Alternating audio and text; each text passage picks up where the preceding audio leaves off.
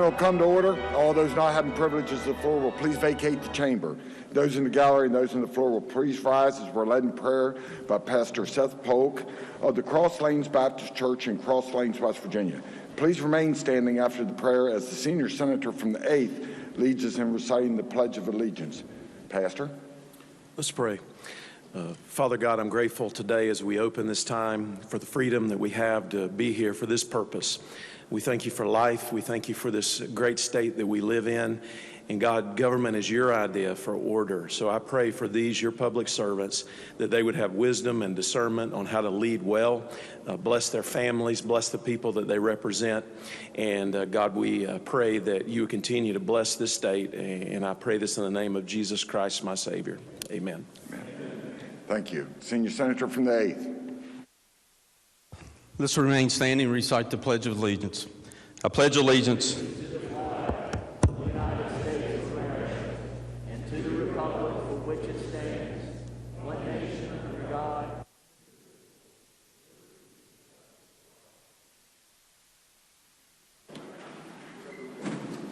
Reading of the Journal.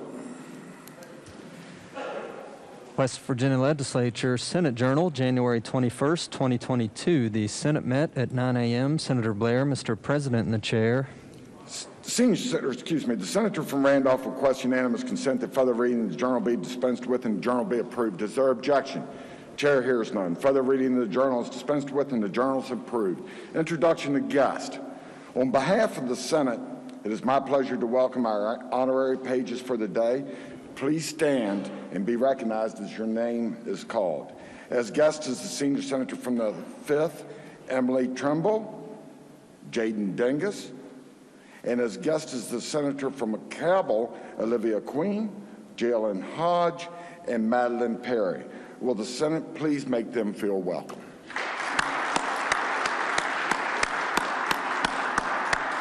Further introduction, senior senator from the 17th.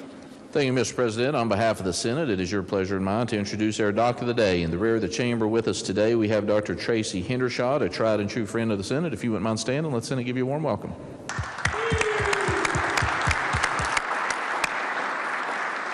Senator from Marion. Thank you very much. Thank you very much, Mr. President. On behalf of all the senators that represent any portion of Marion County, we have some special guests with us today in the South Gallery. We all know how difficult it is to run small towns these days, but we got some tremendous leaders who's trying to do the best that they can. I would like to welcome Connie Buchanan, who's the mayor of Worthington. Please stand, Connie. Jessica Specht, who's a town recorder. James Buchanan, council member. Faith Buchanan, who considers herself a professional child, and Haley Golden. Would the Senate please make them feel welcome?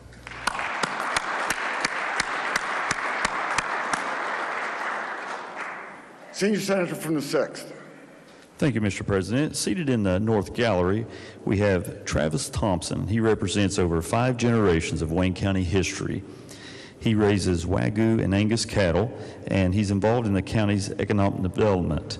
Travis, please stand. Also with him, we have Lisa Pepper Piana. She's a Wayne County resident, political activist, and member of the business community. Senate, if you will, join me and make them welcome. Senator from Upshur. Seated in your gallery today are 2 folks from the city of Summersville, Mayor Robert Schaefer and City Recorder Gary Withy. And on behalf of the senator from Randolph and me, I would like for them to stand and please make them welcome.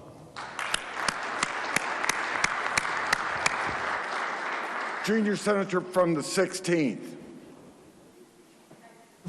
Thank you, Mr. President.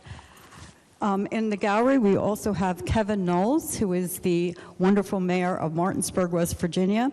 He is also one of the founders of the Resurgent Blue Sox, which is a team for our older college and post-college players, so they have a place to play. And he's also done an amazing job with dealing with drug addiction in our area, establishing residence for people as they're trying to come off of drugs, and is just a great supporter of West Virginia.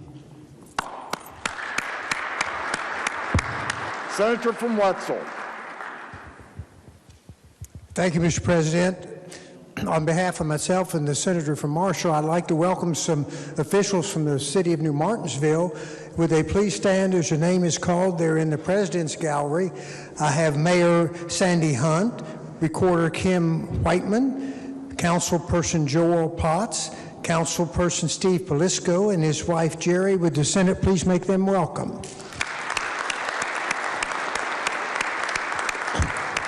Also in the North Gallery, I'm pleased to have with us the mayor of the town of Mannington in Marion County, Laura Michael. Laura, would you please stand and the Senate please make her welcome? Senator from Cabell. Thank you, Mr. President. On behalf of my senior senator from the 5th, we would have seated in the President's Gallery Mr. Matthew Queen, mother of our page Olivia Queen. Matthew, would you please stand and be welcomed by the Senate?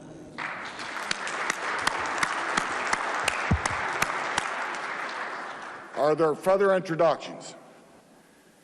Junior Senator from the 17th. Yes, thank you, Mr. President. On behalf of the senior senator from the 17th and myself, we would like to welcome Mayor Scott James from our city of St. Albans. If he would stand in the South Gallery, and the members please make him welcome. Thank you.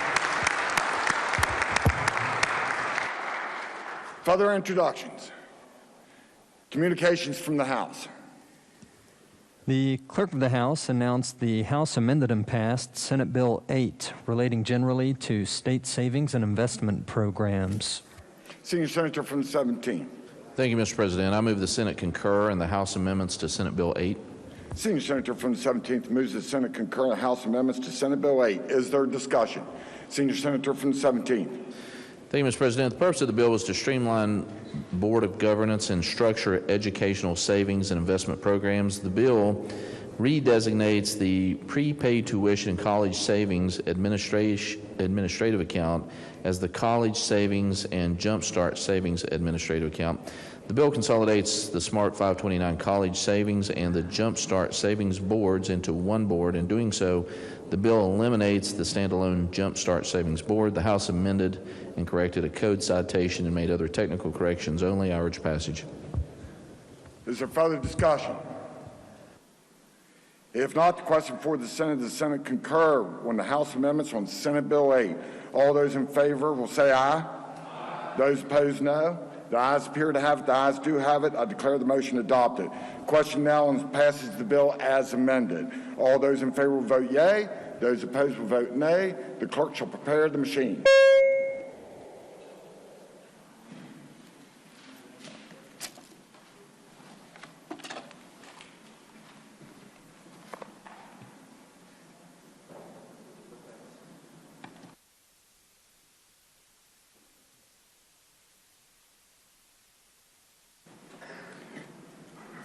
Has every member voted? Has every member voted? If so, the clerk close the machine and ascertain the results. On this question, 29 yeas, 0 nays, 5 absent, not voting. More than a majority of those elected having voted in the affirmative, I declare the bill passed. Senior Senator from the 17th. Thank you, Mr. President. I move the bill be made effective from passage and request unanimous consent that the roll call used on passage of the bill be used to make it so effective. Senior Senator from the 17th moves the bill be made effective from passage and request unanimous consent that the roll call used on the passage of the bill be used to make it so effective. Is there objection? Chair hears none. On this question, 29 yeas, 0 nays, 5 absent, not voting. More than 2/3 of those elected to the Senate having voted in the affirmative, I declare the bill effective from passage. The clerk will communicate the action of the Senate to the House. The Clerk of the House announced the passage by that body of committee substitute for House Bill 4067 to make certain agencies report electronic or eliminating certain agency reports altogether. Message be received and referred to the Committee on Government Organization. Communications from the Executive. There are none. Reports from standing committees. Your Committee on Education has had under consideration Senate Bill 246, requiring newly constructed public schools and public schools with major improvements to have water bottle filling stations, and reports back to committee substitute for same, with the recommendation that the committee substitute do pass. Respectfully submitted, Patricia Puertas Rucker, Chair. Report be received. Your Committee on Finance has had under consideration Committee substitute for Senate Bill 262, relating generally to financial institutions engaged in boycotts of energy companies, and reports back to committee substitute for same, with the recommendation that the committee substitute for committee substitute do pass. Respectfully submitted, Eric J. Tarr, Chair. The report be received. Your Committee on the Judiciary has had under consideration Senate Bill 437, providing for early discharge of parolees, and reports back to committee substitute for same, with the recommendation that the committee substitute do pass. Respectfully submitted, Ryan W. Weld, Vice Chair. The report be received. Reports from select committees. There are none. Introduction of bills. Senior Senator from the 17th. Thank you, Mr. President. I request unanimous consent that Senate Bill 465 through Senate Bill 477 be considered introduced, read by their titles, and referred to the appropriate committees as shown on the chamber automation system. Senior Senator from the 17th requests unanimous consent that Senate Bill 465 through Senate Bill 477 be considered introduced, read by their titles, and referred to the appropriate committees as shown on the chamber automation system. Is there objection? Chair hears none. So ordered. Resolutions. Senate Concurrent Resolution 18 by Senators Stallings and Phillips naming the U.S. Army Staff Sergeant Fred E. Duty Memorial Road. Under the rules of the Senate, the resolution will lie over one day. Senate Resolution 13 by Senators Beach, Caputo, Clements, Maroney, Smith, and Seipolt designating January 25th, 2022 as West Virginia University Day. Under the rules of the Senate, the resolution will lie over one day. Motions. Petitions. There are none. Unfinished business. Senate Concurrent Resolution 16 naming the William Gregory Gregg White, P.E. Memorial Bridge. Resolution will be referred to the Committee on Transportation and Infrastructure. Senate Concurrent Resolution 17 naming the U.S. Air Force 167th Airlift Wing Firefighter Staff Sergeant Logan A. Young Memorial Bridge. Resolution will be referred to the Committee on Transportation and Infrastructure. Bills on third reading. Engrossed committee substitute for Senate Bill 44 requiring State Fire Commission proposed rules for sprinkler protection for certain new buildings. Third reading of the bill. Question is on passage of the bill. Senior Senator from the 6th. Thank you, Mr. President. Senate Bill 44 amends a single section of code. It requires a state commission to promulgate rules that create a narrow exception from the requirement that emergency services buildings be sprinklered. Under the bill, emergency services buildings that are a total of 2,500 square feet or less only house equipment and have no designated sleeping quarters are exempt from the sprinkler requirement. The State Fire Marshal suggested the language of the exception. A similar bill was passed by this body during the 2021 regular session by a vote of 34-0. I'm happy to answer questions. Otherwise, I urge passage of the bill. Question is on passage of the bill. Is there discussion? If not, the question for the Senate is, shall the bill pass? All those in favor will vote yea. Those opposed will vote nay. The clerk shall close the machine.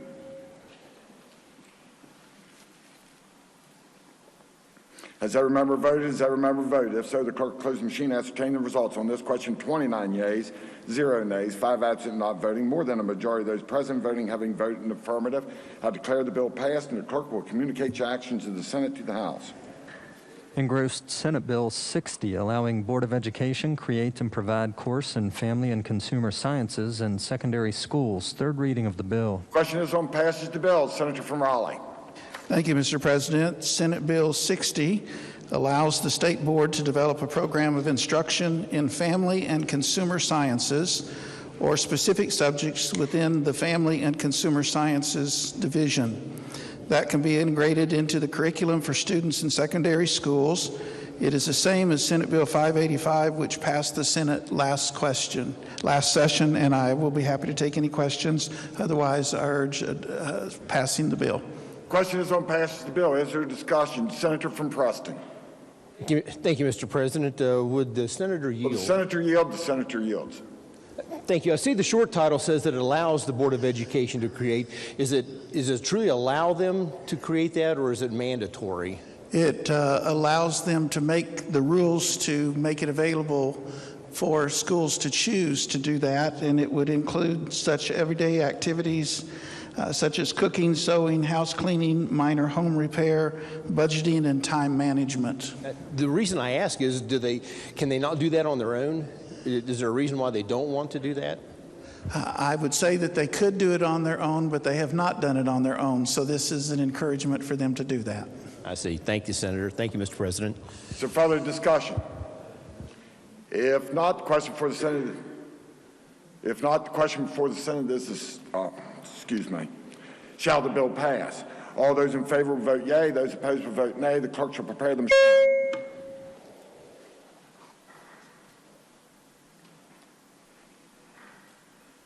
Has every member voted? Has every member voted? If so, the clerk will close the machine and ascertain the results. On this question, 26 yeas, 3 nays, 5 absent and not voting. More than a majority of those present and voting having voted in the affirmative, I declare the bill passed. The clerk will communicate the action of the Senate to the House. Bills on second reading.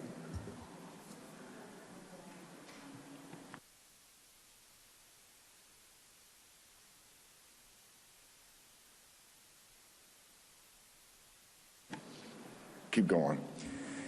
Engrossed committee substitute for Senate Bill 229, requiring impact statement in certain instances of school closing or consolidation. Third reading of the bill. Question is on passage of the bill. Senator from Raleigh. Thank you, Mr. President. This bill requires an impact statement on a school closing or consolidation, except in cases in which a construction bond issue was passed by the voters.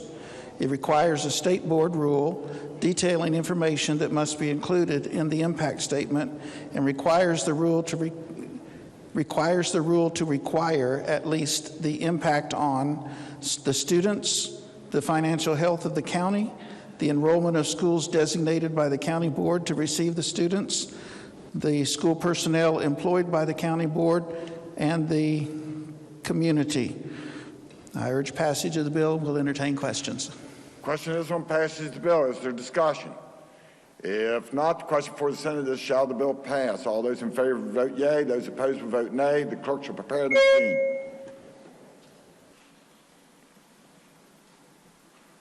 Has every member voted? Has every member voted? If so, the clerk will close the machine and ascertain the results on this question. 29 yeas, 0 nays, 5 absent not voting. More than a majority of those present voting having voted in the affirmative, I declare the bill passed. The clerk will communicate the actions of the Senate to the House. Now bills on second reading. Senate Bill 4, repealing ban on construction of nuclear power plants. Second reading of the bill. Are there amendments to the bill? No, sir. Bill be advanced. The bill will be engrossed and advanced to third reading. Senate Bill 213, establishing licensed professional counseling compact. Senior Senator from the 17th. Thank you, Mr. President. I request unanimous consent that the bill be referred to the Committee on Health and Human Resources. Is there objection? Chair hears none. So ordered. Senate Bill 214, updating telepsychology compact. Senior Senator from the 17th. Thank you, Mr. President. I request unanimous consent that the bill be re-referred to the Committee on Health and Human Resources. Is there objection? Chair hears none. So ordered. Committee substitute for Senate Bill 221, establishing occupational therapy compact. Senior Senator from the 17th. Thank you, Mr. President. I request unanimous consent that the bill be re-referred to the Committee on Health and Human Resources. Is there objection? Chair hears none. So ordered. Bills on first reading. Senior Senator from the 17th. Thank you, Mr. President. I request unanimous consent that all bills on first reading be considered read a first time and advanced to second reading. Is there objection? Chair hears none. Bills will be advanced. Introduction of guest. Remarks by members. Senator from Cabell. Thank you, Mr. President. Today in the House was introduced House Bill 4015. This is a recycled hate bill, generally known as RFRA, which allows and encourages discrimination against people based on their sexual orientation.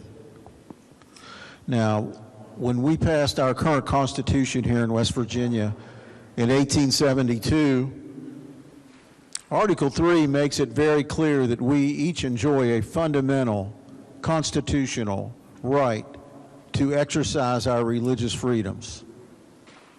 And we do exercise those religious freedoms every day in this chamber when we pray.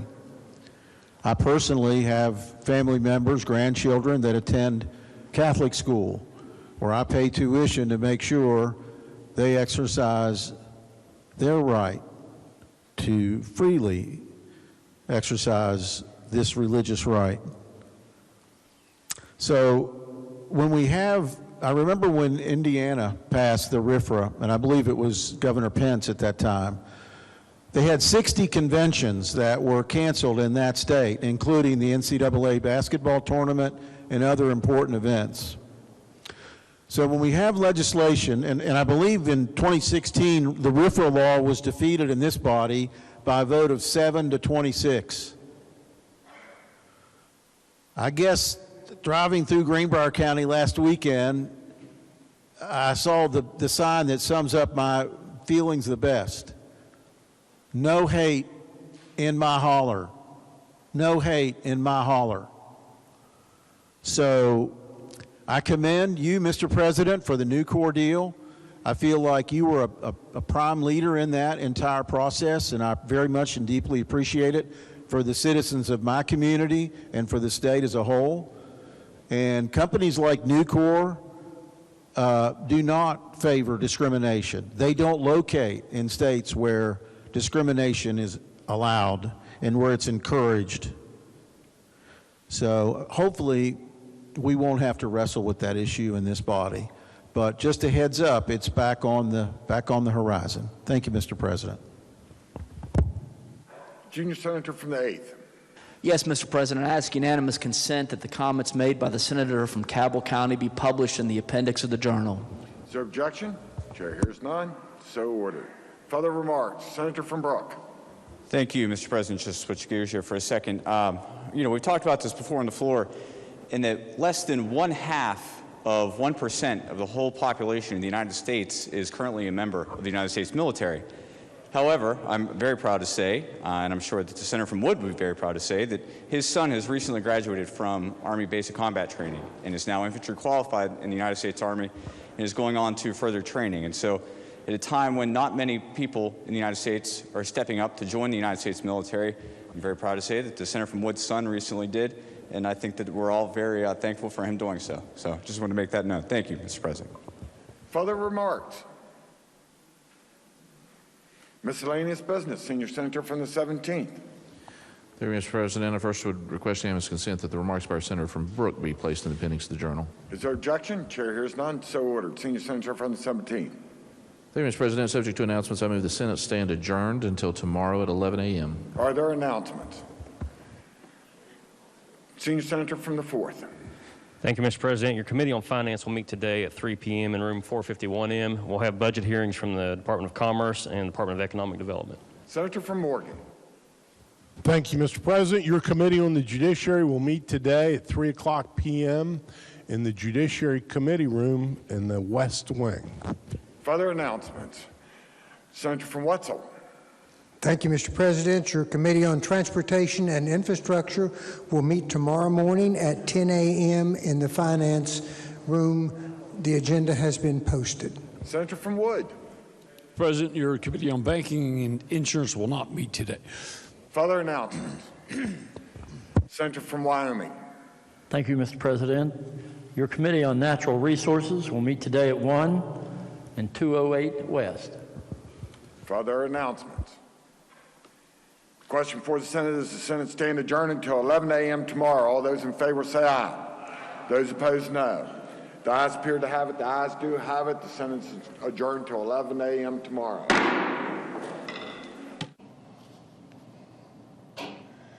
Hello, everyone. It's Monday, January the 24th, 2022. I apologize for us, being a little behind here and everything. I've been meeting with Congressman McKinley and on a lot of really important things that are happening and coming our way from West Virginia, infrastructure possibilities, and whether it be broadband or roads or whatever, and a lot of stuff to talk about. And so, again, I apologize for being a little late, but we've been meeting over at the mansion and it ran over. But regretfully, we've got 36 more deaths. It's a whole heck of a lot better than it's not 110 or something like that, but still it's terrible, and so, again, I always ask for your prayers. I mean, these are good people. We've lost good, great West Virginians, and their families, they need you. They need you bad right now. And if you could reach out, if you know them, If you could reach out, please do so. And if you don't, if you could just reach out in prayer, some way, somehow, they'll know that too. And but the 5,610th death in West Virginia is a 64-year-old female from Ohio County. The 5,611th death, an 82-year-old male from Berkeley County. The 5,612th death is a 96-year-old male from Brooke County. The 5,613th death, a 50-year-old female from Berkeley County. The 5,614th death, an 83-year-old male from Wetzel County. The 5,615th death, a 79-year-old male from Cabell County. The 5,616th death, a 78-year-old male from Grant County. The 5,617th death, a 75-year-old male from Ohio County. The 5,618th death, an 82-year-old male from Monongalia County. The 5,619th death, a 65-year-old male from Mineral County. The 5,620th death, a 66-year-old male from Lewis County. The 5,621st death, an 84-year-old female from Wetzel County. The 5,622nd death, a 79-year-old male from Raleigh County. The 5,623rd death, an 87-year-old male from Jackson County. The 5,624th death, a 71-year-old female from Mineral County. The 5,625th death, a 79-year-old female from Preston County. The 5,626th death, a 76-year-old female from Putnam County. The 5,627th death, a 73-year-old male from Lewis County. The 5,628th death, a 77-year-old female from Raleigh County. The 5,629th death, a 72-year-old female from Wood County. The 5,630th death, a 69-year-old female from Raleigh County. The 5,631st death, a 71-year-old female from Berkeley County. The 5,632nd death, a 63-year-old male from Berkeley County. The 5,633rd death is a 65-year-old male from Marion County. The 5,634th death, a 68-year-old female from Ohio County. Boy, this one, to see how we were buzzing along there, and really I kept thinking, well, the youngest person I think that I've called so far that we lost was a 50-year-old female from Berkeley County. But here's a 29-year-old male from Pleasants County. It's the 5,635th death. The 5,636th death, the 55-year-old male from Wood County. The 5,637th death, the 44-year-old female from Kanawha County. The 5,638th death, the 57-year-old male from Mineral County. The 5,639th death, the 72-year-old male from Fayette County.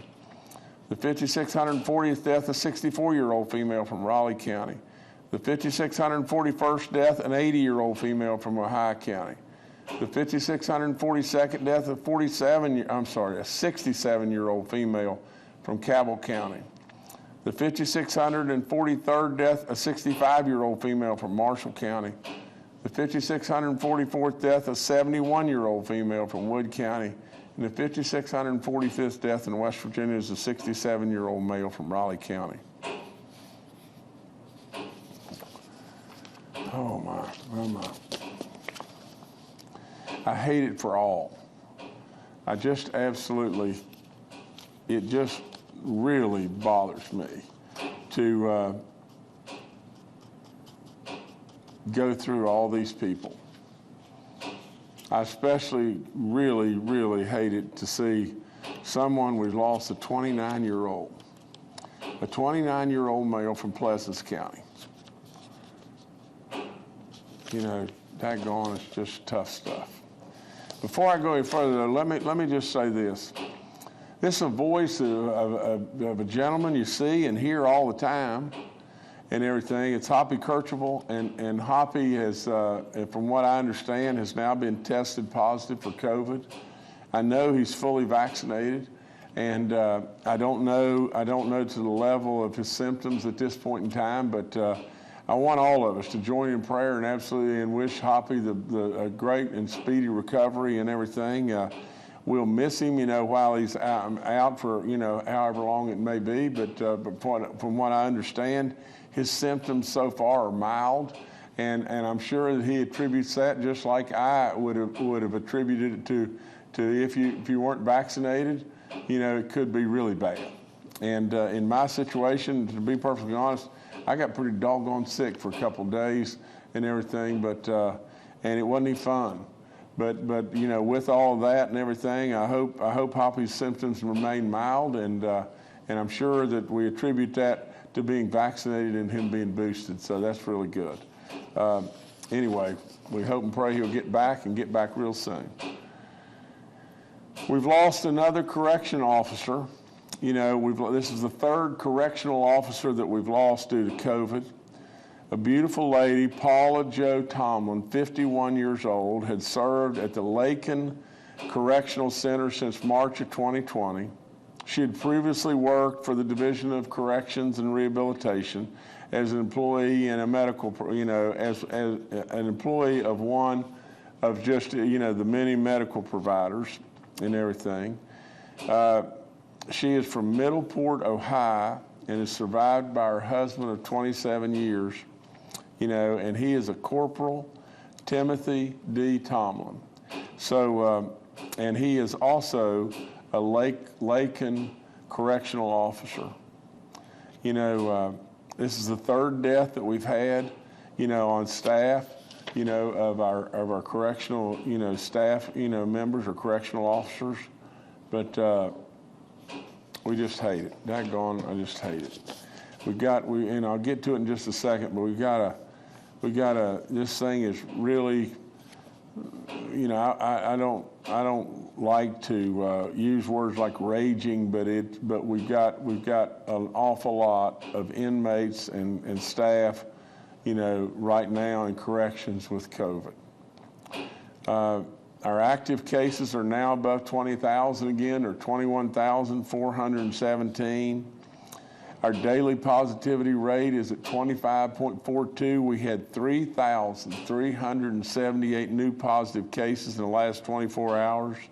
Our cumulative rate is at 7.76. Recovered cases are a little above 395,000. But now we've got 976 patients that are in the hospital, 223 in the ICU units, and 104 that are on ventilators. We've got every county in our state that's red except 6 counties.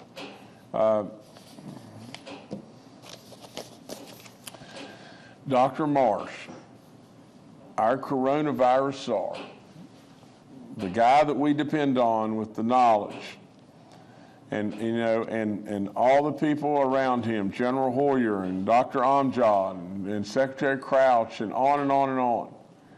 They told us about this variant, this Omicron variant that would absolutely run rampant all over the place. They told us and everything. And they've also told us this, that a way to almost ensure that you won't end up in the hospital. 976 people in the hospital now. A way that if you were to get this, that you can almost ensure yourself to not end up there, or absolutely not be one of 5,645 people that have died. The way you can absolutely ensure the best possible outcome for yourself is you got to get vaccinated. You got to get boosted. You have to. Okay, our National Guard still is doing terrific work, and they're backstopping us, and they're helping us in every way. As of this morning, we have 136 guardsmen that are working and deployed at 25 facilities, our hospital facilities, that they're helping us to, do the understaffing, and so we thank them over and over and over. As I've said, the Biden administration is offering home tests now, and you can go on our covidtest.gov, and we'll, it'll tell you how to get these 4 free tests. And if you want free N95 masks, they're also providing 3 free N95 masks per person, and that'll be made available late this week or next week at your pharmacies. I remind people again, 65 and older, you're looking at living testimony to that right now, but 65 and older with some compromising issues and everything. I've sure got some weight issues and everything, but if you get any symptom, you got to get tested. and hopefully we'll be able to get you the antibodies, and it'll save your life. You know, from the standpoint of wearing a face mask, I've been over that and over that. You know, we don't want any mandates about masks. We absolutely don't want that. But with, you know, being smart, if you're going into a crowd of people indoors, you're 65 and older, and you've got all kinds of issues, whether it be diabetes or heart issues or whatever it may be, think about wearing a mask. I've told you a million times about getting boosted, and that's the one I can never understand. I have said it until I'm just blue-green in the face. You know, but if you have been vaccinated, Pfizer or Moderna, 2 times, and then you decide in life, well, I'm just not going to get a booster shot, when you've got Dr. Marsh looking right at you, saying to you over and over that if you're 6 months out from your last vaccination, you don't have any immunity. It's like you decided not to be vaccinated in the first place. You have got to get the booster shot. You decided, you made the decision to get vaccinated. How can you possibly make the decision not to be boosted? You know, but we got to get you to do that. Numbers haven't changed much as far as, you know, you know, we keep eking up just a little bit and everything, but the numbers, you know, are 70.6% of people with 1 shot, you know, above the age of 18, 82.2 over the age of 50, and 89.6 now over the age of 65. I encourage our young people to get vaccinated, and I ask our parents and grandparents to help us with that. You know, all the information on our COVID vaccine info line is up there. You know, I encourage you to take advantage of all the free testing, as I've done over and over and over. I always thank Frith and Walgreens for all that they've done. We got 148 outbreaks in our long-term care facilities. I think we had 143 before. 2 in our church community in Kanawha and Nicholas County. But get this number. In corrections now, we have 559 inmate cases and 190 staff cases. It's way, way, way up. I encourage you about getting the flu shots. You can do it at the same time as you're getting the COVID shot. We've still got that money available for our renters and our landlords if you just call us. I encourage you over and over and over about giving blood, and I ask you please to think about, you know, tuning in. We're going to give our State of the State address on Thursday night at 7 o'clock, and you know, it'll be modified a little bit from the first go-round, but we've got a lot of great news to announce in West Virginia, and we want to, you know, we're rolling. We want to keep this thing rolling and keep it going in a great direction, and we're going to do everything in our power to do just that. But that's all I've got. All right, thank you, Governor. Let's now go to Dr. Clay Marsh, our coronavirus czar. Good morning. Excuse me, in support of what the governor has said, just as a real quick reminder, we know that with the Omicron virus spreading now as the dominant variant by far in West Virginia, our last sequencing run disclosed that now 94% of our most recent sequencing cases were the Omicron variant. So we know that this variant spreads very quickly. And as we mentioned last press brief, and the governor just reinforced that, the most important opportunity we have to reduce the pressure on hospitals and protect people from severe manifestations is to be fully vaccinated and boosted. If people are fully vaccinated and boosted at the 50 to 64-year-old range, their protection is 44 times people that are not immunized. And if you're over 65, your protection is 49 times greater of not having to be hospitalized. As we look at the world and try to get some perspective on what's going on with COVID-19, we see the advent of a second subvariant of the Omicron variant, which is the Omicron variant is the BA.1, which is the form of the Omicron that we have here, mostly in West Virginia, or have completely in West Virginia to my knowledge. But there's a second variant that has additional genetic changes that is the BA.2 that is now gaining ground on the original variant in Denmark and has become the dominant form of Omicron in countries like India. Does not appear that there's more severe disease associated with it, although it's early. But this is a reminder that the virus continues to mutate, and it is to all of our best outcome and protection that we get vaccinated and boosted to try to reduce the new variants that will form.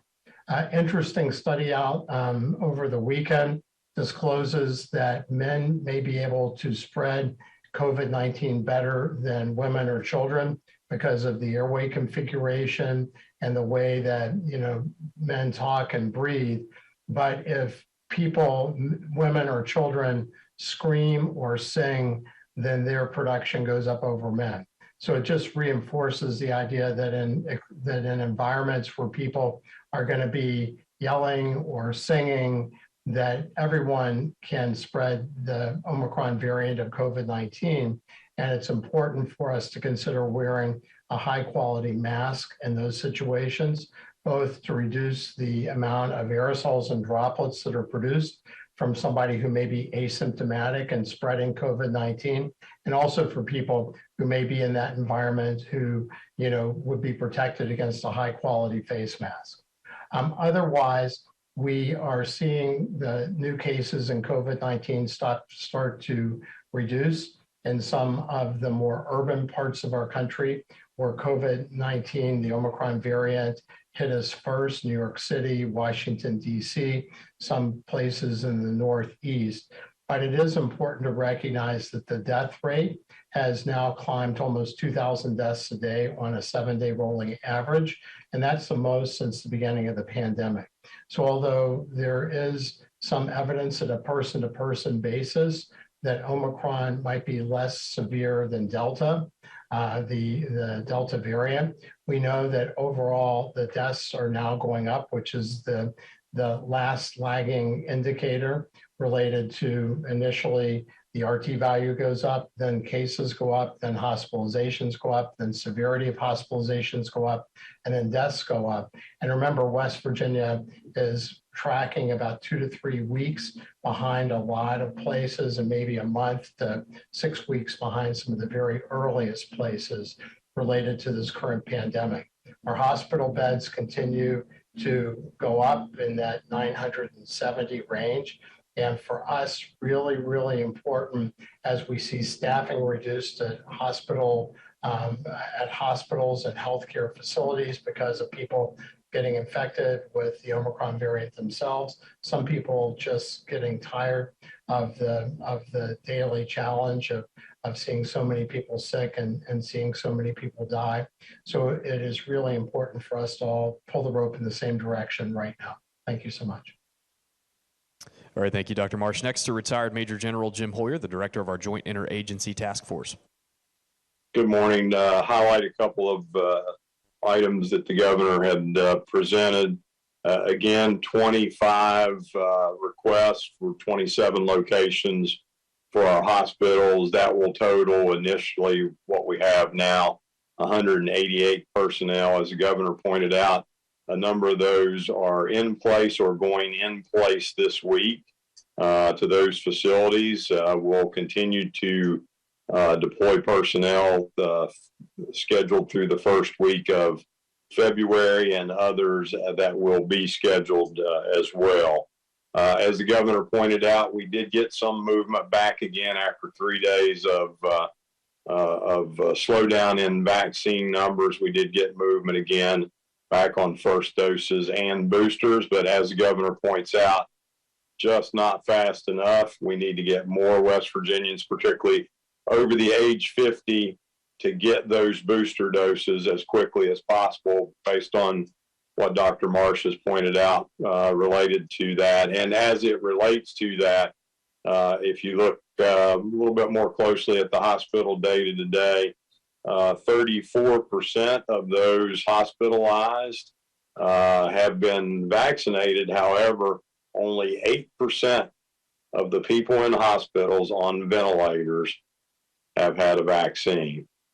So if you're unvaccinated and you go to the hospital, you've got a pretty good likelihood of going on a ventilator and having significant problems and potentially not making it out. So we've got to continue to get West Virginians vaccinated. Our numbers today, new admits in the hospital today, 108. We've consistently been over 100 for several days now, and that is going to continue to be a challenge to our facilities. There is no significant change in antibody availability. We continue to have challenges nationally with supply chain, and we work every day with our congressional leadership, particularly our two senators, to help us work through additional doses where they may be available to us, and we'll continue to make sure they are distributed appropriately across the state. Thank you. Thank you, sir. Dr. Inamjad and Secretary Bill Crouch are also joining us today and are available for questions. We'll now go to questions from members of the media. The first today from Mark Curtis with Nexstar Media. Good morning, Governor. Good morning, cabinet members. You may have touched on this, but you know, is this another surge? I mean, this is a huge spike in cases, 3,000 new cases in the past day. We're nearing the pandemic high for hospitalizations. We're at 976 today. It was 1,012 back on September 24th was the pandemic high. We've surged. We dropped to about 15,000 active cases. Now we're back over 21,000. So is this the latest surge? What do you attribute this to? It's not like we had a recent holiday where a lot of people have been traveling and brought it back. Is it just the Omicron is so infectious and so contagious and more than the other strains? I'm just trying to get to the why of we're seeing these numbers spike again like they are. I think, Dr. Marsh, you've got to answer this. You know, I could give it a whirl, but I think you're probably better than I. Thank you, Governor, and thank you, Mark. Absolutely, we're in the midst of another surge that is caused by the Omicron variant. Remember, the Omicron variant has a spread capability like the measles did, which if you have a non-immune population would put that R value of about 10 to 12. And when we look at the difference between the spreading of Omicron and the infectiousness and Delta, we see Omicron is 2 to 3 times more infectious than the Delta variant.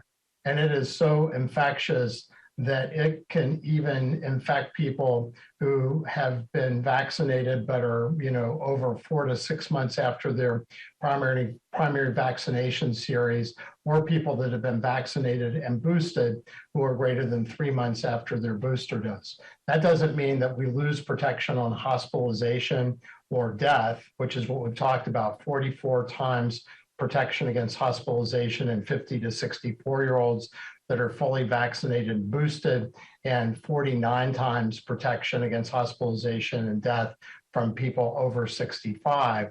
And if you're not vaccinated and boosted, and if you're not boosted, just vaccinated, that protection goes down to 17 times. So Mark, absolutely, we're in the midst of another surge. Our hospitals are at high risk because of the reduced staffing and the fact that many people are getting infected, many more people than we've seen before, nationally, internationally, and also in West Virginia. Thank you. All right, thank you, Mark. Next, we'll go to Charles Young with WV News. Hi, this is Charles Young with WV News. My question is for General Hoyer. I know you said there had been no significant changes to our antibody supply, but could you be specific about what we're requesting versus what we're receiving, and then talk a little bit about how we make the decisions as to where across the state they get distributed? Thank you. General, please go. Yes, sir, Governor. So, Charles, we get about half of the total amount that we request, and what we do is a couple of things. Is we have some facilities that can order directly, such as hospitals, and then we will take a central supply and make those available to be able to move around the state when we have surges in specific counties or challenges that may occur within particular locations across the state. It takes a team of a couple of folks within the interagency task force every day, about a full day, to continue to watch across the system and manage those movement of supplies across the system. Thank you. All right, thank you, Charles. Next, we'll go to Kenny Bass with WCHS and Fox 11. Hi, good morning, everyone. Thanks for taking the question. Dr. Marsh, have you read and do you have any reaction to an Israeli study that came out late last week, which indicated that even though the Israeli population is heavily vaccinated and has gone on to the fourth booster, which we've requested, but I don't think have received approval yet because I haven't heard anything about it, that they determined that natural immunity was actually more effective than the fourth booster, that for people who had gotten COVID, that their antibodies and the body's natural immune system was functioning better than the fourth booster shot did. Have you seen that? Could you comment on that? And also, could you give me a quick update on what's the latest we heard from the CDC about our request for the fourth booster for our population? Thank you. Dr. Marsh, please. Thank you, Governor, and thank you, Kenny. Kenny, there is evidence that in people that have been infected with COVID-19, and this is mainly the Delta and the Omicron variant, that for a period of time they do have persistent immunity. And in fact, people that are infected and recover during at least the first 60 days to 90 days may well be better protected than people that are vaccinated and have never gotten COVID-19. But that also includes people that will die of COVID-19. So trying to get at that immunity can be problematic for at least a number of people. And as I said, we're seeing about 2,000 people die a day on average in the US, which is the most we've seen since the beginning part of the pandemic. That's a 9/11-like death event every 2 days. And we also know that vaccination is great protection for the most vulnerable part of our population. I think that there is debate, and there has always been debate about, if you're younger and you have been infected and you have immunity, whether or not the vaccines are as beneficial for young people who have lesser risk of dying from COVID-19. But I think what we see today, particularly with our children, is that with the Omicron variant, there has been a significant uptick, about twice what we had seen before as far as hospitalizations. So I think that we certainly do know that natural immunity to a variety of different infections does give us immunity, which is important. And certainly in people that have recovered from COVID, that is a potentially positive thing. But unfortunately, a lot of people that choose to get COVID or that get COVID and don't protect themselves with the vaccination succumb to the consequences of COVID-19. And that accounts for about 870,000 deaths now in our country from COVID-19, which is really just stunning, where the vaccines would protect almost each one of those people from having died. When it comes to answering the request from that we made to President Biden and FDA CDC, to my knowledge, we have not heard a response. And when it comes to giving the last booster in Israel, what they saw was, and this has also been seen in the UK, I believe, that the boosters are not sufficient to stop the spread of the Omicron variant, given its highly infectious nature. And we're still waiting to see, as we anticipate, that the second booster will help reduce the severity of consequences in people that are farther out, 3 to 4 months from their previous booster and who are highly vulnerable age or medical illness-wise. Thank you. All right, thank you, Kenny. Next, we'll go to Jess Mancini with Ogden Newspapers. Thank you very much for taking my question. I'd also like to join the chorus to wish Hobby a swift recovery. The question is there a number hospitalizations when they reach a certain point when medical treatment for other emergencies is affected, such as a heart attack or a car accident or other medical issue. And do you anticipate that we'll ever get to that number? And when? Thank you. I think Dr. Marsh and General Hoyer can answer, but I'll let them answer. They know better than I, but I can tell you that we're already at that number, in my opinion. I mean, I know of a situation that just happened. A great friend that had a stroke, and there was lots and lots of people in the hospital, and lots of COVID situations, and it was surely more cumbersome. Let me say that. But General, why don't you go first, and then Dr. Marsh, please. Yes, sir, Governor. So, Jess, we are at that point now. We have a number of our hospitals that are operating at crisis standards of care right now. And Dr. Marsh can define a little bit more from a medical perspective what that means. But we do have procedures that are being put off. And again, I think it's really important to understand it is now not just a matter of capacity of beds in hospital, but it is a staffing issue as well, to include providers, important providers who may not be available to do procedures. So it is a significant challenge to us at the state, and we have hit a point close to the maximum point of the Delta surge, and we believe, unfortunately, we're going to see that go beyond that, and it is going to continue to challenge our hospitals significantly. And don't forget, it also is challenging our emergency management system, our ambulance system, our long-term care facilities. I'll turn it over to you, Clay. Thanks, Jim. And I'll just add the 3 levels of standard of care are conventional, which is basically where all of the evidence-based practices, nursing ratios, staffing is normal in our hospitals.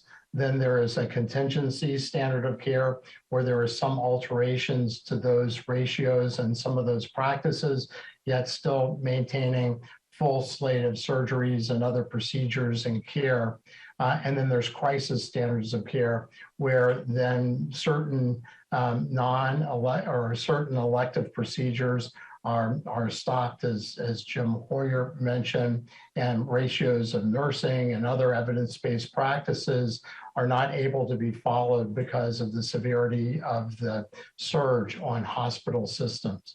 And as Jim and the governor talked about, we are at that level. I think people should feel reassured that we still can provide all of our absolute emergency services to people. But the problem is, as we get more and more full, then there's harder times moving people through the system, kind of like Lake Pontchartrain in New Orleans, backing up a lot of the tributaries. And so we have worked very hard with our hospital leadership to continue to support them, as we've talked about with National Guard members and others. But that's the reason why it's so important for all West Virginians to run to this fire and pull the rope in the same direction by please being careful right now, get vaccinated, get boosted, wear a mask if you're out, because this is a critical next 3 to 6 to 7 weeks for our hospital systems. And we all believe we're going to exceed our all-time high at a time that's staffing shorter, and hospitals are more challenged today than even during the Delta pandemic. Thank you.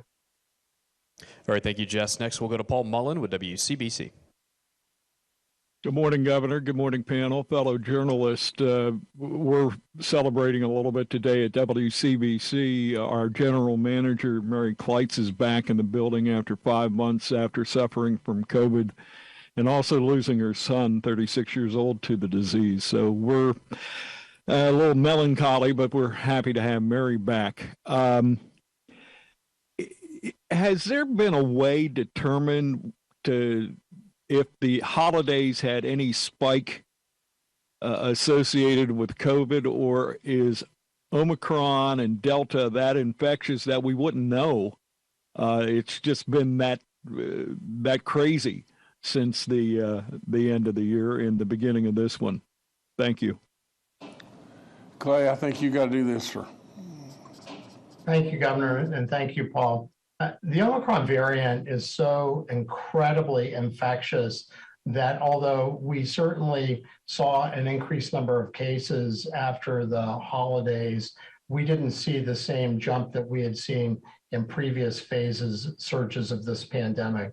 And again, as we go forward, we know that Omicron now has an ability to infect that is 2 to 3 times Delta, which was 2 to 3 times the UK variant, and spreads like the measles. So we are constantly getting people that are becoming infected with the Omicron variant. And as we talked about, when you're around other people, that up in South Africa, up to 40% of people who were found to have Omicron were relatively asymptomatic. So Omicron spread is happening everywhere. And it's really important that we protect ourselves with full vaccination and a boost. And also really very much consider wearing a face mask, particularly if you're indoors, and try to be really careful for the next, again, 3 to 7 weeks or so. All right, thank you, Paul. Next, we'll go to Kelsey Soto with WSAZ. Good afternoon, everyone. I'm kind of hoping for an update on the National Guard's response. I know they've been utilized in previous parts of the pandemic doing testing sites and things like that. Can you kind of just give an update on, I know they've been working with hospitals, but seems like an increase in number of need. More facilities are requesting help. We've added another 50 or so Guard members since Friday. Do you anticipate needing more as time goes on, and how they're being used across the state? General, please. Yes, sir, Governor. So 25 facilities, 25 requests for 27 facilities, excuse me, to date. 188 Guardsmen to fill those positions. They are either in position or being rolled out into position this week or the first of the following week. We have projected through our tabletop exercise up to 350 Guardsmen needing to be utilized across the system, and they're providing support for everything from transporting patients to x-rays or procedures, and providing screening support in the entries to the hospitals, anything to relieve pressure off of providers to be able to go do direct patient care. Thank you. All right, thank you, Kelsey. Governor, I'll turn it back to you. Okay.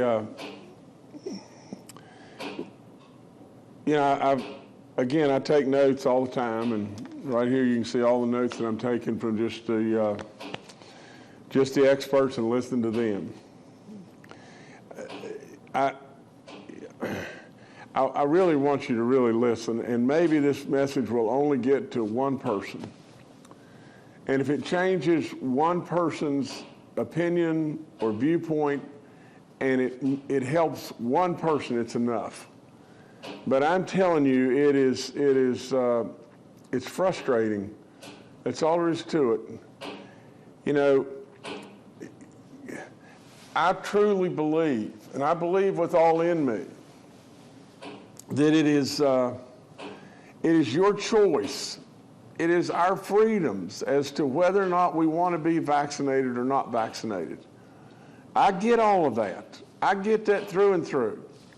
But can you imagine if you really believed that, how difficult it is to be here and listen to all of us say over and over and over, you got to get vaccinated, you got to get vaccinated. And really and truly, we cling to the fact that we know that every day that we say this, somebody else comes across the finish line. Somebody else gets vaccinated. And a few thousand, is really meaningful. A few hundred is meaningful. One is meaningful. And from all of that, I wish to God above in every way that I could tell you something else that we had in the toolbox that would help you. You know, now just listen to this and listen just a few seconds here. You know, through life, all of us have been told things like as children, maybe don't go over close to that old well because it's really dangerous and you could fall in, and if you fell, you know, it's 80 feet deep and it could very well kill you. Don't go over there. And yet, 36 people today, 36 people have probably gone over there. You know, from the standpoint of General Hoyer saying to us that 8% of the people that are vaccinated are on ventilators in the hospital. 92% of the unvaccinated folks that get COVID are the people that are on ventilators, 92% of them have never been vaccinated.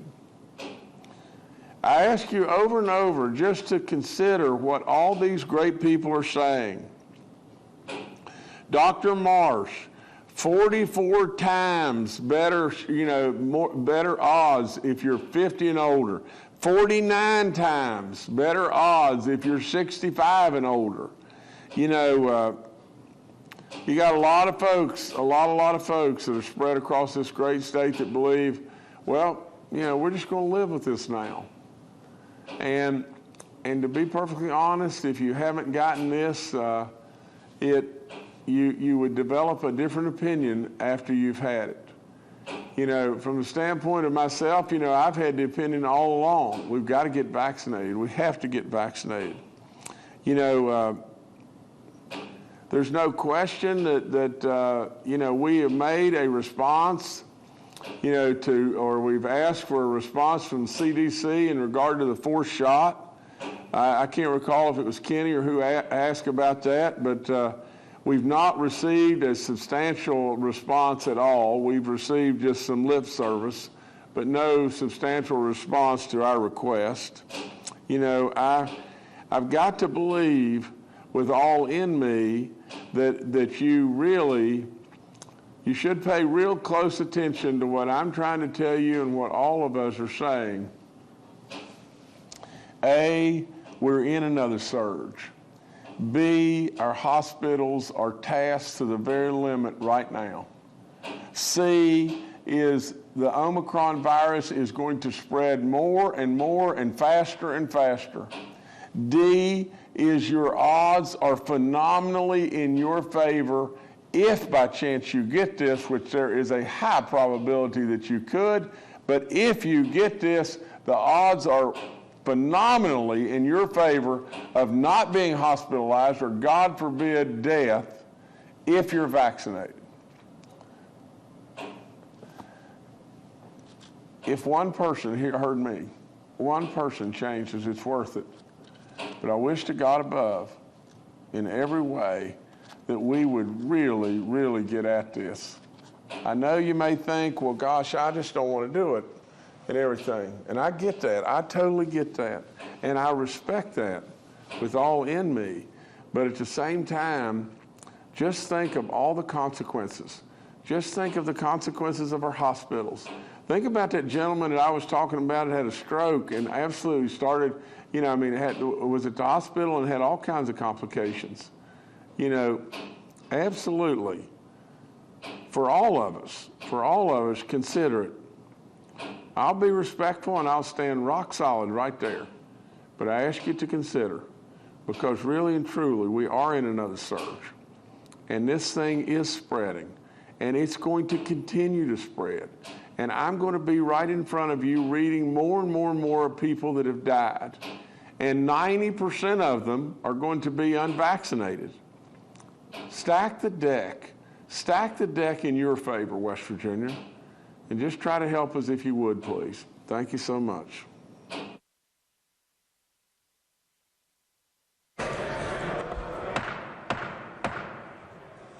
House will please be in order. Those persons not having privilege of the floor will please vacate the chamber. Members and guests in the galleries will please rise today as we are led in prayer by the gentleman from the 53rd District, Delegate Jennings. May we all pray. Dear Heavenly Father, we thank you for all the many blessings that you've given us. We thank you for this great state that you've given us, that we represent the people of this great state. Give us the wisdom and the courage to make the right decisions that benefits all the people of this state. We thank you, Lord, for the giving health back to our governor. We ask that you give watch over our Senate, as several of them are going through having COVID. Bless them and let them come back to the chambers. Bless this House, keep it healthy, safe. Bless this nation and keep us always looking to you. Give you all the praise and all the glory. We thank you once again for all the blessings. In Jesus' name, amen. Amen. Members and guests will remain standing for the Pledge of Allegiance as we are led by the gentleman from the 47th District, Delegate Phillips. Thank you, Mr. Speaker. Would everyone join me in reciting the pledge to our flag? I pledge allegiance to the flag of the United States of America and to the republic for which it stands, one nation under God, indivisible, with liberty and justice for all. Members and guests may be seated. Reading the journal. Journal of the House of Delegates, Friday, January 21st, 2022. Gentleman to 48th, Delegate Queen. Thank you, Mr. Speaker. I ask unanimous consent that the further reading of the journal be dispensed with and it be approved as having been read. The gentleman to 48th, Delegate Queen, asks unanimous consent that the further reading of the journal be dispensed with and it be approved as having been read. Are there objections? There are no objections. Introductions. Gentleman to 34th, Delegate Boggs. Thank you, Mr. Speaker, and good morning. Always a pleasure to have Pages here, and this one's very special to me. So on behalf of you, Mr. Speaker, and I would like to introduce John Summers. John, if you would stand, please. John is attends Summers Homeschool. He's a neighbor of our Speaker. He and his family attend our same church family at Gasway Baptist Church, and John's accompanied by his mom, Wendy, in the rear gallery. Wendy, if you would stand, and please make them welcome.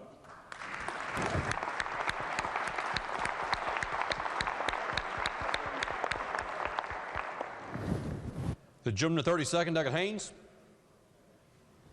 Thank you, Mr. Speaker. Joining us in the rear gallery this morning, we have a member of the Oak Hill City Council, Krista Hodges, and her husband Adam. If you would both stand, and if there are any other members of the Municipal League from Fayette County, I'd ask you to stand, and would the House please make you feel welcome.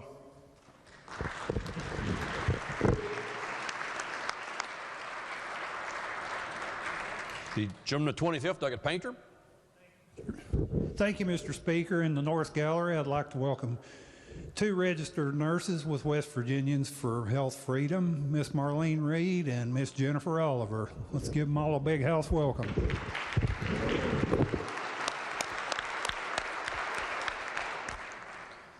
The gentleman to 55th, Delegate Ward. Thank you, Mr. Speaker. Ladies and gentlemen, I'm proud to introduce two longtime friends, also down visiting the Municipal League. Betsy Orndorff Sayers, the mayor of Wardensville, and Charlotte Bowman, a Wardensville City Council member. Make them feel welcome, please.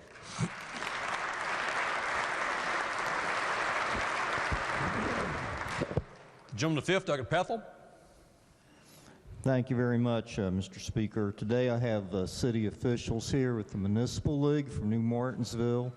I'm not sure if they got in. I saw them earlier and look forward to meeting with them later. So I'd ask the House to give them a warm welcome. Thank you.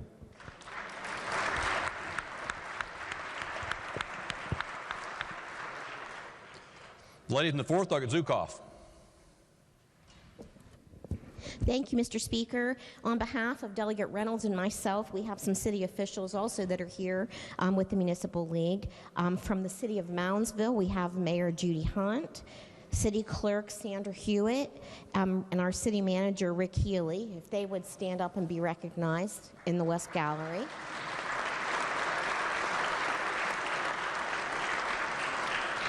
Additionally, we have folks from the city of Glendale with us. We have, I'm not sure, I don't see them, but they are here today as well. City council members Lou Richmond and Jerry Trembush and Jerry's wife Becky, and my lifelong childhood friend Jane Criswell, who's the city clerk. If you please make them feel welcome.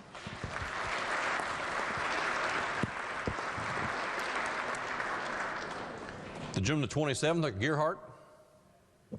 Thank you, Mr. Speaker. I'd like to welcome visitors from the South this morning. From Bluefield, we have Bluefield City Manager Cecil Marson and City Council Member Peter Taylor, accompanied by his wife Patricia. Thank you. Please welcome.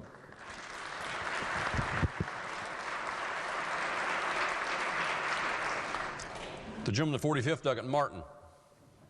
Thank you, Mr. Speaker. Today I'd like to introduce my page of the day. Her name is Piper Zickafus. She is in 6th grade from Buchanan Upshur Middle School. If you'll stand and the housemaker feel welcome.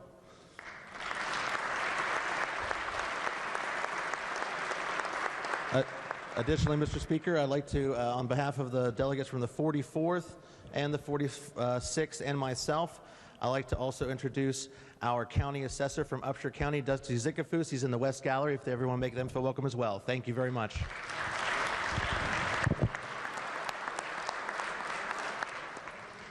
The gentleman, the 50th, Dr. Garcia.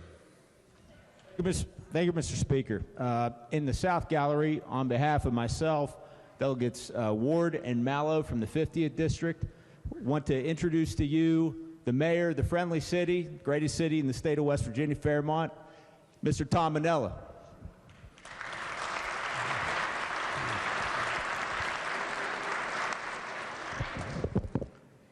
The gentleman, the 42nd, Douglas Honaker. Thank you, Mr. Speaker. Concerning the PAGE program today, I would like to introduce an amazing young lady from Eastern Greenbrier Middle School that's serving today. I want to ask her to stand, Kira Stacy. And her mother is here in the gallery. Would you please stand? That's Elisa Chafin. They're wonderful, patriotic Americans that do a lot of things in the community down there in Greenbrier County. Very proud of them. Would you make them feel welcome today, please?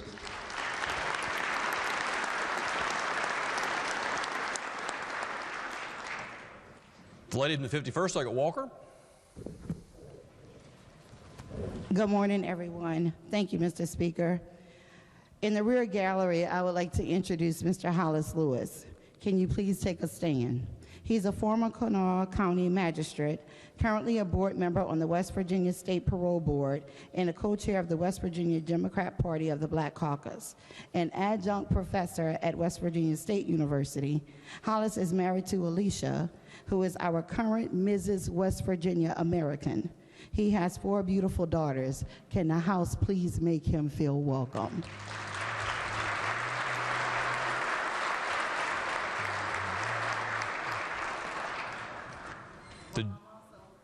Oh, I'm not done. Y'all know it's me. Can we please make the folks from Morgantown, West Virginia welcome? We have our mayor, Jenny Saline, city council member, Danielle Trumbull. We also have Bill Kowecki and some of those staff members. Would you guys please take a stand so the House can make you feel welcome?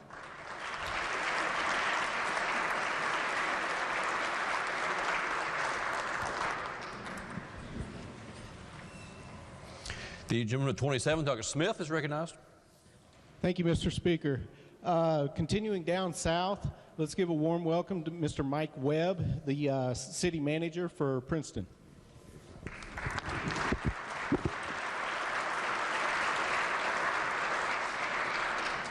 The gentleman at 31st, Dr. Tony, is recognized. Thank you, Mr. Speaker. Today in the rotunda in the gallery, we have students and faculty from Concord University, as well as President Kendra Bogus. So they would stand and the House make them feel welcome.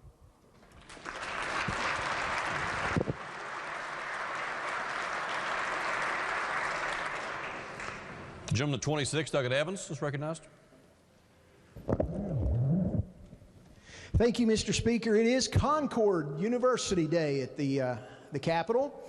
And as a proud Concord dad, who would I be if I didn't say something about Concord? My daughter is a graduate from there as an educator now. My son attended there for 1 year. And a dear friend of mine and some of his students are here, Dr. David Chambers in the rear gallery. David, if you'd stand up. And he has two of his students, Caitlin Shelton and Tucker Bennett. And I'd like to say a welcome to all of the Concord people today. Thank you, Mr. Speaker. The lady from the 49th, Douglas Summers. Thank you, Mr. Speaker. Please welcome our Doctor of the Day, Dr. Tracy Hendershot from Elizabeth, West Virginia.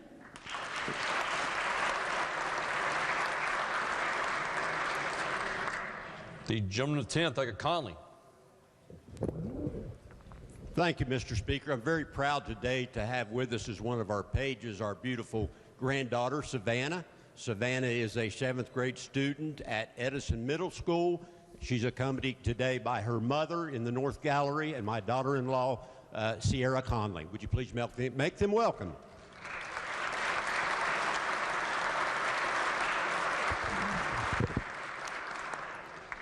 The gentleman of the 2nd, Douglas DeSario, is recognized. Thank you, Mr. Speaker. I would ask the House today to help me in making feel welcome a former delegate, David Perry.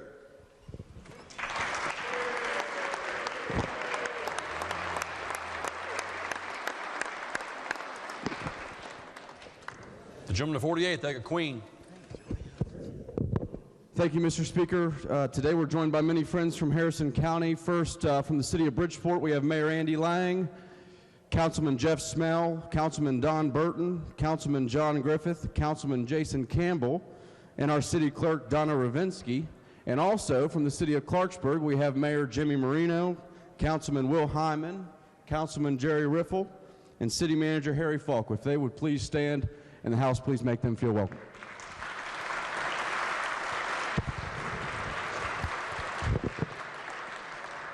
Are there further introductions? Further introductions, reports of standing committees, reports of select committees, executive messages, Senate messages.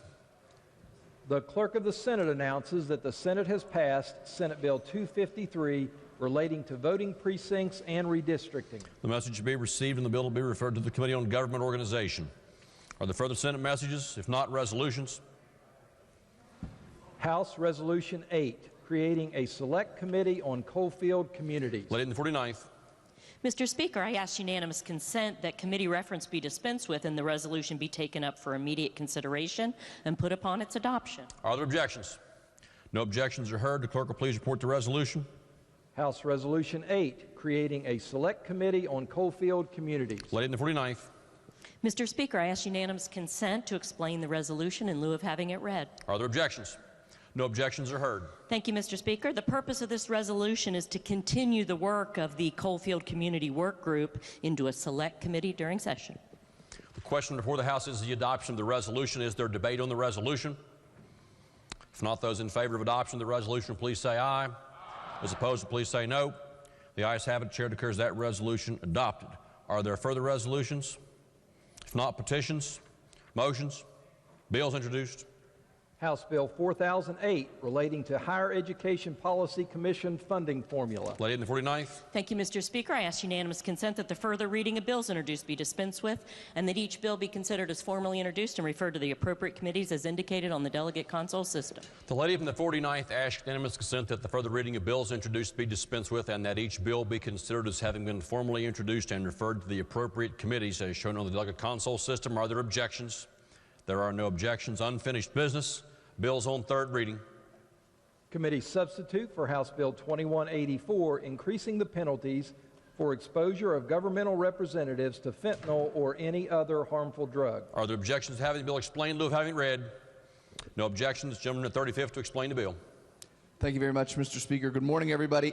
We had some discussion on this bill on Friday in the amendment stage. We did adopt an amendment on Friday. I will get to the contents of that. But essentially, over the past 5 years in West Virginia, if not more, there has been a steady increase of fentanyl that is coming over our borders, unfortunately. And sometimes our government workers and emergency service personnel are getting exposed to this dangerous substance, which has resulted in injury. The purpose of this bill is to try to deter those folks that are bringing mass quantities of fentanyl into our communities and other dangerous chemicals. The bill does provide for a new crime for anybody that intentionally and unlawfully possesses fentanyl or any other dangerous chemical and exposes that to a certain classification of individuals, being government representatives, healthcare providers, utility workers, law enforcement officers, correctional employees, or emergency medical service personnel. If the exposure results in injury to one of those classes of individuals, it becomes a felony. The amendment that was adopted on Friday makes it such that an individual would be immunized from the misdemeanor portion of that law if they were operating under the Good Samaritan rule, which we have put in place several years ago. Mr. Speaker, that's a summarization of the bill, and I urge passage. The question before the House is, shall the bill pass? Is there debate on the bill? Lady from the 51st, Doug Fleshour is recognized. Thank you. Thank you, Mr. Speaker. I'm going to be voting against this bill. I understand that fentanyl is a growing problem, but we also have a growing problem of our prison population. West Virginia had the highest percentage by far of people admitted to our correctional systems during the pandemic. We exceed the bed space. This is already a crime. We're tacking on an additional penalty. We cannot continue in this direction and also give treatment for people who maybe had dental surgery and then got hooked on fentanyl. There are people in everybody's family who has a drug problem, and we are stacking penalties, maybe so some of us can say we're tough on crime. Well, being tough on crime means getting to the root of the problem and not incarcerating so many West Virginia citizens. It's a bad way to start out the session, and I urge a no vote. The gentleman 17th, I got Rohrbox recognized. Thank you, Mr. Speaker. Good morning, ladies and gentlemen. As the sponsor of this bill, I guess I'd like to speak a bit about it to the body. This is a bill to try to help our first responders. Our ladies and gentlemen that go out and work on behalf of each and every one of us. They put themselves often in bad situations. They do it for us. This is a bill that says we are going to give some extra protections to those individuals that are putting themselves on the line for each and every one of us in this chamber every day. I'd urge adoption of this bill. Gentleman 37th, Doug Pushkin's recognized. Thank you, Mr. Speaker. Would the Judiciary Chair yield for question? Gentleman does yield. Thank you, sir. In order for one to be convicted of this, would the prosecutor have to prove intent, that they intentionally possessed fentanyl? Yes. Okay. Thank you. That's the only question I have. May I speak to the bill? Yes, gentleman is recognized. I think on the practical matter, that's going to be an issue, trying to successfully convict somebody that they had the intent to possess fentanyl, when oftentimes people have the intent to possess something else and wind up with fentanyl in the product. So I think this will be on practical matters, I think it's going to be very, very tough to convict somebody of, although it will be tacked on as an extra charge. And so I don't know how much it will clog up our prison system, but it would definitely add to our regional jail fee while people are waiting to get out on bond, because it will add an additional charge that really would be very difficult to convict somebody of. But I wanted to talk about a different kind of intent, and that is the intent of this bill, which the lead sponsor of the bill, my friend from the 17th, just stated. And while I feel that's a very good intention, it's a noble intention, I don't feel that it'll work. And I think a lot of times we hear the news stories. Sometimes they've been fact-checked, sometimes they haven't. Sometimes the television media in particular likes to sensationalize something, and we hear the stories, and our gut reaction is we have to do something. And we come in here and we do something, but sometimes I think we really need to think about it, talk about it, debate it, and not just do something, but do the right thing. Do the smart thing and do something that actually is going to have the desired effect. I don't believe this bill will. 4 years ago, we came in here to do something. There was a growing problem with fentanyl in the Mountain State. So we increased the penalties, we increased the sentences, we increased the fines, and guess what? 4 years later, we have a worse fentanyl problem. Was it because of that law? No, but that law didn't do anything about it because there is no deterrent when someone is going to purchase a dangerous drug. When somebody has the disease of addiction, there's no deterrent. What we do here today is not going to cause somebody to not go out and buy this drug and then wind up getting fentanyl instead and unintentionally exposing somebody to it. It's not going to have the desired result. So I'm not going to beleaguer the point. I think we know how this is going to pass. I hope that folks over in the Senate really take a good look at this and come up with something that will actually work. But I would really like for us to really think about the drug issue, think about how it's ravaging this state, and actually come up with some, think outside the box for a little bit and come up with some, the only thing I believe that we've done that's actually led to the decrease in overdose deaths has been our work in harm reduction and in getting naloxone out easier. And that's actually gone backwards during the pandemic. We now, the overdose rates in this state are phenomenally high right now, in spite of all of our best efforts. If we wanted to do something about fentanyl, we should make it actually easier for people to get the test strips so first responders and the people who are making the bad decision of getting illicit drugs could test it for themselves and see if there's actually deadly fentanyl in it or not. Unfortunately, a law that we passed last session had the effect of shutting down 9 different facilities that would have given these test strips out. So I would suggest that we really approach the drug problem in a smart way, in a way that's actually going to work. Because while we're up here passing well-intentioned bills that don't do anything, we're going to lose yet another generation of West Virginians to this drug epidemic. So hopefully at some point during the session, the Select Committee for the Prevention and Treatment of Substance Abuse will actually meet, and maybe we could talk it out and come up with something that would actually work. So I'm going to vote against it. I have no doubt that it's going to pass, but I also have no doubt that it's actually going to have the desired effect and it's not going to keep anybody safer, and it's not going to stop anybody from using drugs. The lady in the 41st, Doug Tully, is recognized. Thank you, Mr. Speaker. Permission to speak to the bill? Mr. Speaker, I'm going to urge passage on this bill. Milligram for milligram, fentanyl is 100 times stronger than morphine.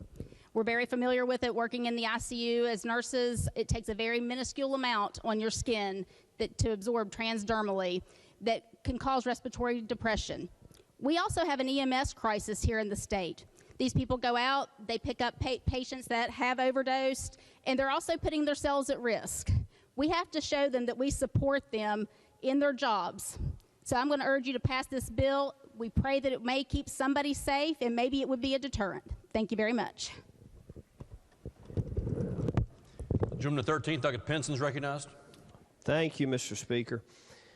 You've heard today, and we heard in committee that this bill will not serve as a deterrent to prevent someone from using drugs. Well, I'll remind you, the purpose of the bill is to create a penalty when someone knowingly possesses, and as a result of that known possession, then exposes someone to this fentanyl. That's the purpose of the bill. But if we're here to consider, does this bill, which would create a law to do that, is it going to have an effect? Well, then I would argue maybe we should consider our littering laws, because after all, if someone has a desire to litter, are they really going to be persuaded by law? Maybe we should consider our speeding laws, because after all, if someone chooses to speed, then does a crime against speed really deter them? Maybe we should consider embezzlement, because if someone's dead set on stealing money, does an embezzlement law prevent them from doing so? I would say that there are some folks that need to be protected, and there are some folks that need to be prosecuted. And I don't think that we disagree on that in here today. And it could be that this is used in conjunction with other charges when someone is arrested and causes harm to someone. But if they hurt our first responders, if they hurt police officers, healthcare providers, utility workers, or correctional employees, if they hurt these people, I'd say that they need charged with this code. I would urge its passage. Thank you, Mr. Speaker. Is there further debate on the bill? Gentleman, the 35th wish to close debate on the bill. If not, the question before the House is, shall the bill pass? Those in favor of passage of the bill will please vote aye. Those opposed will please vote no. The clerk will prepare the machine.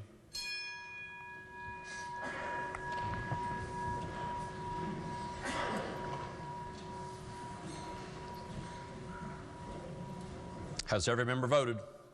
If so, the clerk will close the machine and ascertain the result on that question. There were 94 ayes, 2 noes, and 4 members absent.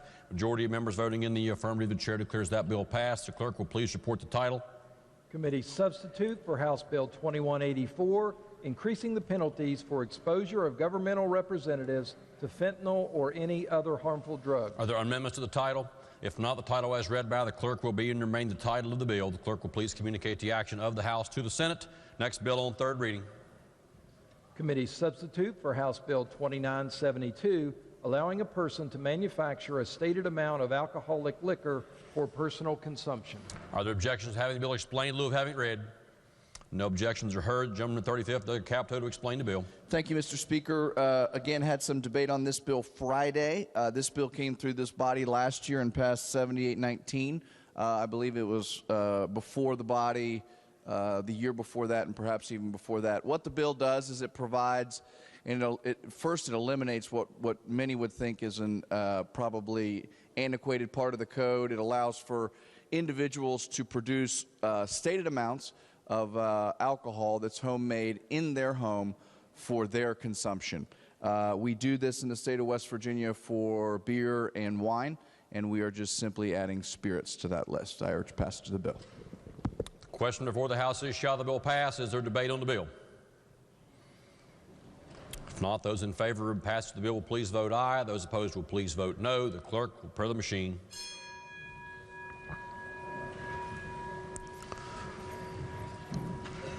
Has every member voted? If so, the clerk will close the machine and ascertain the result. On that question, there are 74 ayes, 22 nays, and 4 members absent. A majority of members voting in the affirmative. The chair declares that bill passed. The clerk will please report the title. Committee substitute for House Bill 2972, allowing a person to manufacture a stated amount of alcoholic liquor for personal consumption. Are there amendments to the title? If not, the title as read by the clerk will be and remain the title of the bill. The clerk will please communicate the action of the House to the Senate. Next bill on third reading. House Bill 3303, relating to clarifying the process of filling vacancies on ballots. Are there objections to having this bill explained in lieu of having it read? No objections are heard. Gentleman, the 35th, to explain the bill. Thank you, Mr. Speaker. This bill amends West Virginia Code to clarify that no appointment to an unfilled ballot vacancy may be made after a primary election, except in the case of a subsequent death, withdrawal, incapacity, or disqualification of a candidate. This is already the law, but it has not been clearly specified sufficiently to prevent such appointments from happening. I urge passage of the bill. Question before the House is, shall the bill pass? Is there debate on the bill? The gentleman at 37, Doug Pushkin, is recognized. Thank you again, Mr. Speaker. Gentleman yield. Gentleman does yield. Yes. Thank you. Now, I asked this during committee. I'm not sure if I really understood the answer, but say a party that doesn't have a primary. Some parties have conventions instead of primaries. They don't need to be on the primary ballot. Would they be able to be added to the general election ballot even though they were not on the primary ballot? Yes, this only deals with parties that have a primary election. That's stated in the. I mean, I think it's contemplated. I don't know that it's expressly stated. If the gentleman has an amendment to I would, you know. I think that ship already sailed. I can't make an amendment now. Well, thank you. Mr. Speaker? Yes, gentleman is recognized. I do think that's an issue, that if this passes, there are parties that don't have primaries, and they shouldn't have to be on a primary ballot because they don't have a primary. I would vote in favor of ballot access and democracy and vote this down. The gentleman to 25th Docket Painter is recognized. Thank you, Mr. Speaker. Would the chair yield? So would this, if the one party does not have nobody sign up, would this stop them from appointing somebody after the primary? Yes. Thank you. Yeah, that's exactly what it is. Lady in the 51st Docket Fleshour is recognized. Thank you, Mr. Speaker. Would the gentleman continue to yield? Yes. I'm just wondering what the rationale is for, I agree with the gentleman from the 37th that having more democracy is a good thing. We have provisions for third parties, and I'm wondering why this bill wouldn't be the latest passed and would affect the law that we've already passed about their conventions, if you know the answer to that question. I think it's been described actually potentially, and sometimes I think we have this in different parts of the code. It might be a little belt and suspender here, but certainly we have a law that many read to operate in this very way, but functionally and operationally it's not being applied in that way. So I think this is to put some clarity and expressly state that after a primary election, a candidate may not be appointed to the ballot. I get that, totally. But I'm a little worried about the conflict with other provisions in the code. Perhaps, and you know, I'm not on the Judiciary Committee, so I haven't had a chance to think about this. Would the gentleman be open to clarification language if it comes back from the Senate or something like that? Because it would just say that this does not apply to that section, some kind of cross-reference to eliminate the option of third parties that are nominating people at their conventions. Well, I think that it would probably, it would not, anything dealing with a third party or an entity or a party that doesn't hold a primary election wouldn't be applicable because we're dealing in a section that deals specifically with primary elections in the nominating process. So just by virtue of the fact that a party does not hold a primary election, I don't think anything in this section would apply to such an entity. Well, I'm worried about the unintended consequences. I'll have a look at it and maybe talk to you later. Thank you very much for responding. Thank you, Mr. Speaker. The gentleman to 67th Docket Doyle is recognized. Thank you, Mr. Speaker. Would the distinguished chair judiciary yield to a question? Yes. It is my understanding, and please correct me if I'm wrong, that presently in the law there's a period of time after a primary where a party that has had a primary and can it just hit me. I know the answer to the question, and my thinking was off, so I apologize for disturbing you, sir. Anytime I can get up and be called distinguished, I'm happy to do that.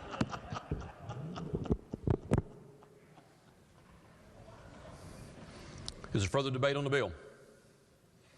Does the gentleman wish to close debate on the bill? If not, the question before the House is, shall the bill pass? Those in favor of passage of the bill will please vote aye. Those opposed will please vote no. The clerk will prepare the machine.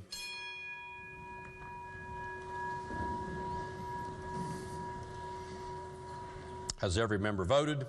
If so, the clerk will close the machine and ascertain the result on that question. There are 83 ayes, 13 nays, and 4 members absent. Majority of members having voted in the affirmative, the chair declares that bill passed. The clerk will please report the title. House Bill 3303, relating to clarifying the process of filling vacancies on ballots. Are there amendments to the title? If not, the title as read by the clerk will be and remain the title of the bill. The clerk will please communicate the action of the House to the Senate. Are there further bills on third reading? If not, bills on second reading. Senate Bill 191, allowing poll workers to work full and half days. Are there amendments? If not, the bill will be advanced. Committee substitute for House Bill 2177, permitting the issuance of state-issued identification card without a photo on the card under certain conditions. Are there amendments? If not, the bill will be advanced. House Bill 2325, removing the requirement of continuing education for barbers and cosmetologists. Are there amendments? If not, the bill will be advanced. Committee substitute for House Bill 3220, restrictions on taxpayer-funded lobbying. Are there amendments? If not, the bill will be advanced. Committee substitute for House Bill 3231, public utilities not required to pay interest on security deposits. Are there amendments? If not, the bill will be advanced.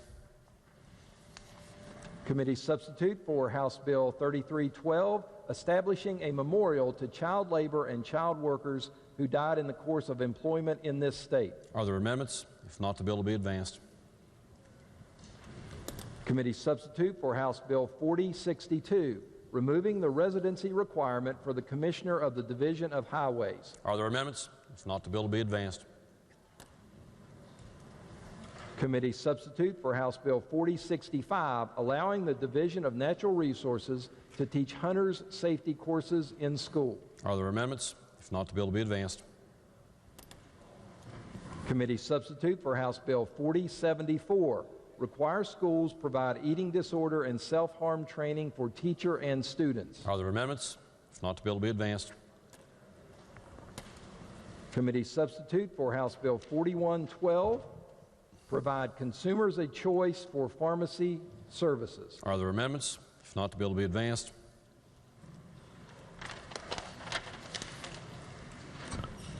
Committee substitute for House Bill 4113, public health definitions and powers of Secretary and Commissioner. Are there amendments? If not, the bill will be advanced.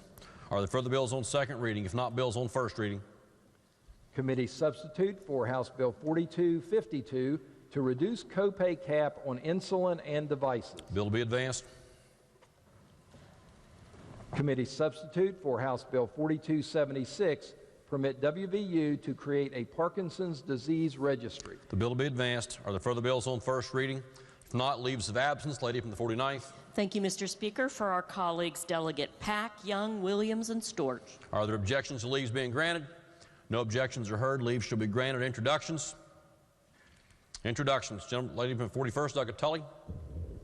Thank you, Mr. Speaker. If my House colleagues would make my Mayor of Summersville, Mr. Robert Schaefer, and our City Recorder from Summersville, Mr. Gary Withy, they are in the North Gallery. If you'd make them feel welcome, I would appreciate it. Thank you very much.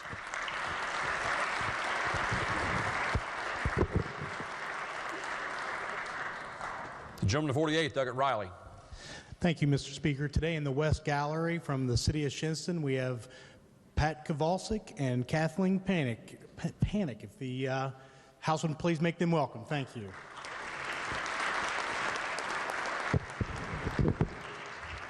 Are there further introductions? Miscellaneous business. Miscellaneous business. Lady from the 49th. Thank you, Mr. Speaker. I move subject to announcements. The House adjourn until 11 a.m. Tuesday, January 25th. Are there announcements? The gentleman to the 10th, Doug Chris. Thank you, Mr. Speaker. Your Committee on Finance will meet this afternoon at 3 p.m. for the budget hearings with the Department of Education and the School Building Authority in the House Finance Committee room. Also, tomorrow morning at 9 a.m., we will have the Department of Health and Human Resources in the House Committee Finance room. Thank you, Mr. Speaker. The gentleman to 32nd, Doug Fast. Thank you, Mr. Speaker. Your Committee on Judiciary will meet this afternoon at 3 p.m. in the Committee Judiciary meeting room. The agenda will be posted. The Committee on Judiciary will meet also tomorrow morning at 9 a.m. and the agenda will be posted, and that meeting will also be in the Committee Judiciary meeting room. The gentleman to 51st, Doug Statler. Thank you, Mr. Speaker. Your Committee on Education will meet today at 3 p.m. in the Education Committee room. The agenda is posted. The gentleman to 15th, Doug Foster.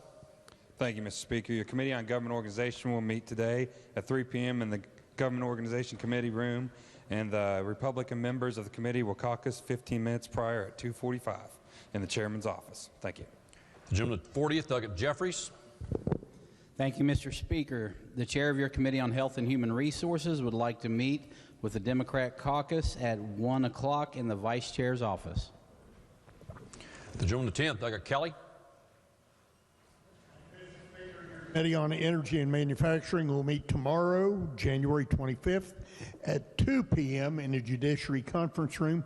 The agenda will be posted. The June the 31st, I got Tony. Thank you, Mr. Speaker. Your Committee on Veterans Affairs and Homeland Security will meet today at 1 p.m. in the Judiciary Committee Room. The agenda has been posted. The June the 27th, I got Gearhart. Thank you, Mr. Speaker. Your Committee on Pensions and Retirement will meet today at 1 p.m. in the House Finance Committee Room. The agenda has been posted. The June the 22nd, I got Maynard. Thank you, Mr. Speaker. Technology and Infrastructure will meet at 1:45 in the Government Organization Meeting Room. That's 1:45 in GovOrg. The June the 21st, I got Dean. Thank you, Mr. Speaker. Your Select Committee on Coal Communities will meet at 2:30 p.m. in the House Education Room. June the 13th, I got Pinson.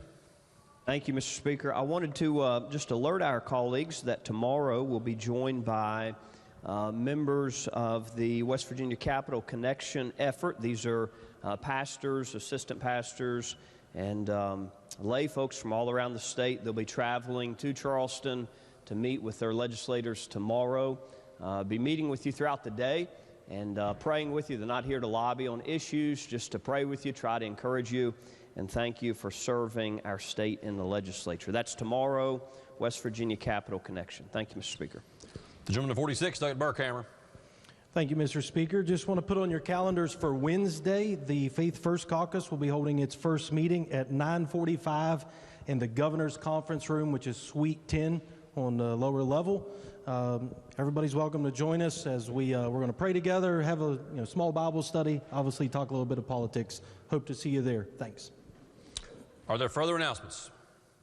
If not, the question before the House is the motion by the lady from the 49th that the House stand adjourned until 11 a.m. tomorrow morning. Those in favor of the motion will please say aye. Those opposed will please say no. The ayes have it. The motion is adopted. The House is adjourned until 11 a.m. tomorrow.